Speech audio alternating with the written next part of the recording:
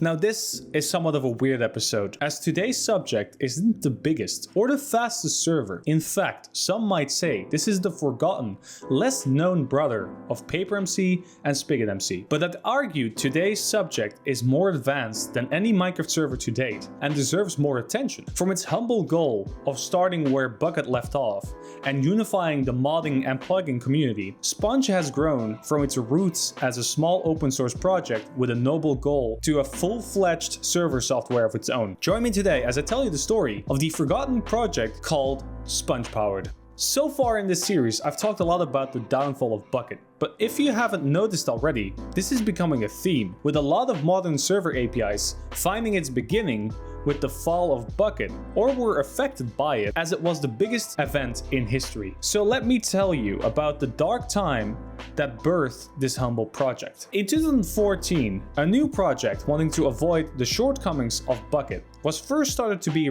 thrown around in the IRC chats. Firehead94 suggested the name Sponge, and development began shortly after that, with the goal being to fill the space CraftBukkit once did. With the former gone, a lot of the early team wanted to make an easy-to-use toolset modders and plugin developers could use. In some ways, they wanted to glue together the two communities who did things vastly different with a new API.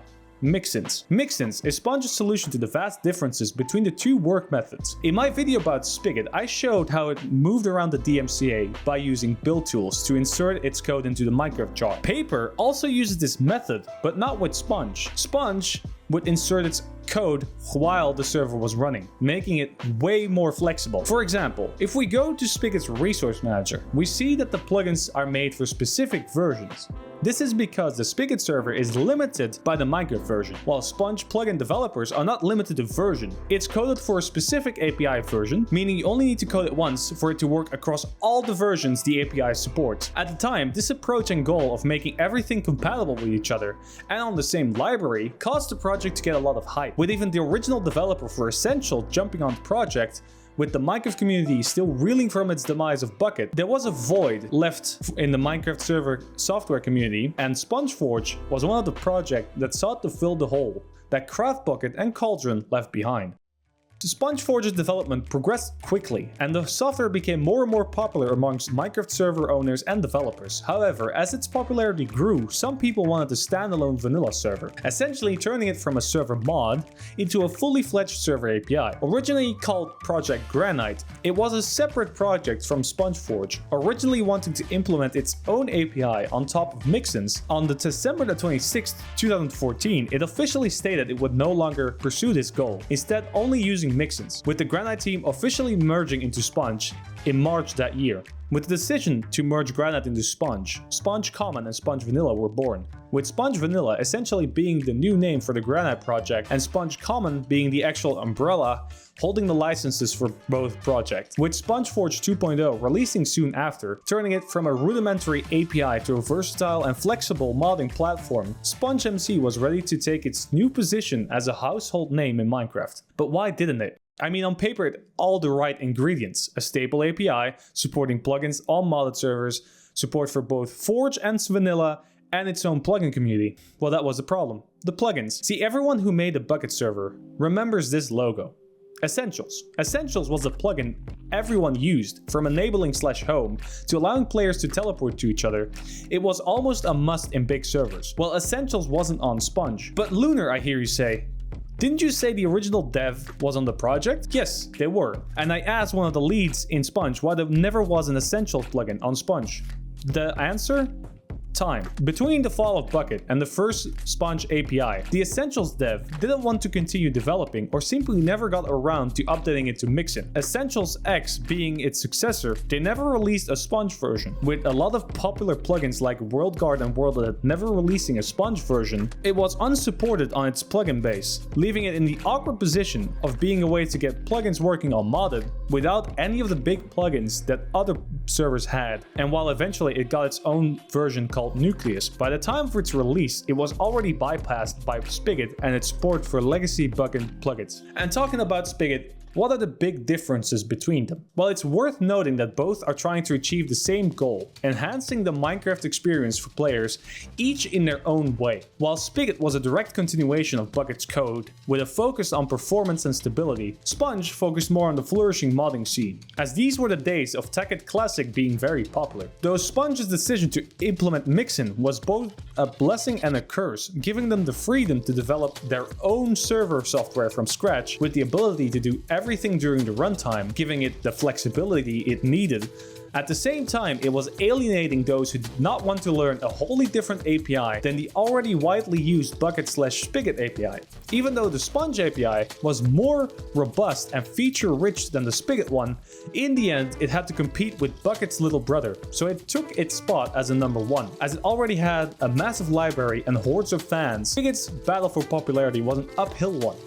But that was never the goal. The goal was to bridge the gap between plugins and mods. So how did it go about doing this? As stated, Sponge's goal was to make an easy-to-use tool that could be implemented into every server, modded or vanilla, and to its credit, they were successful. Take Forge. If you boot up a Forge server now, you will see Mixin in the console, as a lot of mod developers now use Mixin as the method to change the code when the server is active. For example, take all the mods. This mod pack, well, aims to include all the mods. Look at the first version, and then look at the newest one. The original one had way less mods due to compatibility issues, and the new one has lots of mods using mixins, meaning they are inherently compatible with each other.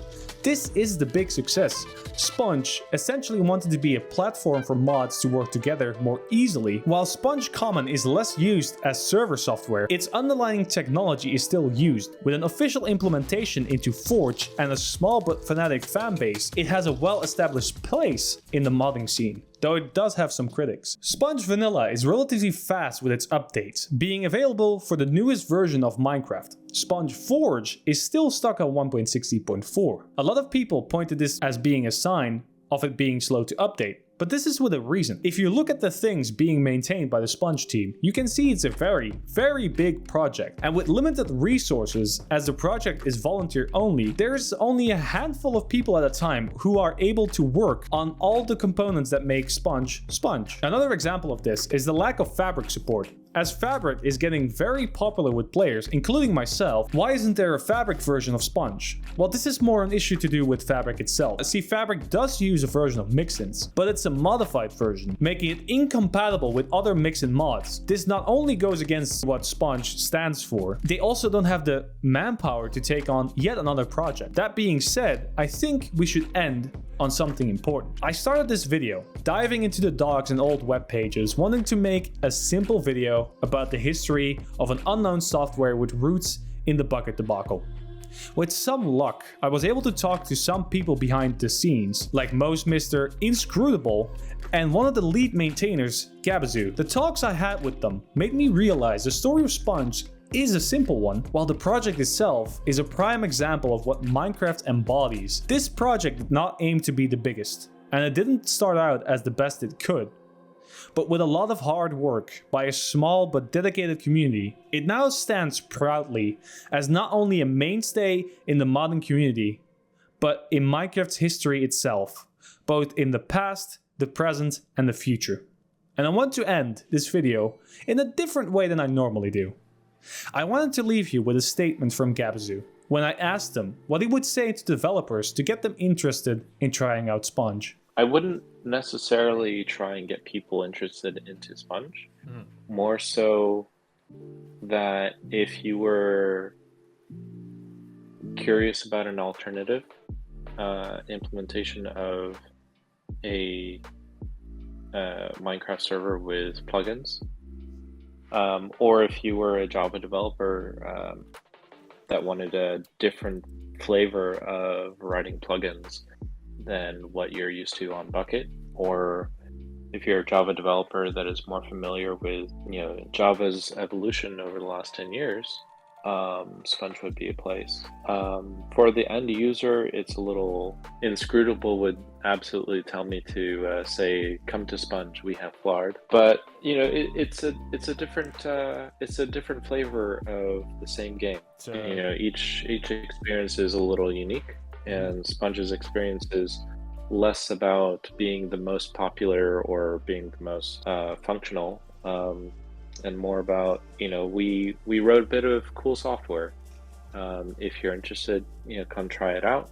And if it doesn't fit the bill, then so be it. With that being said, I was Lunar. You've been awesome, and I'll see you in the next one.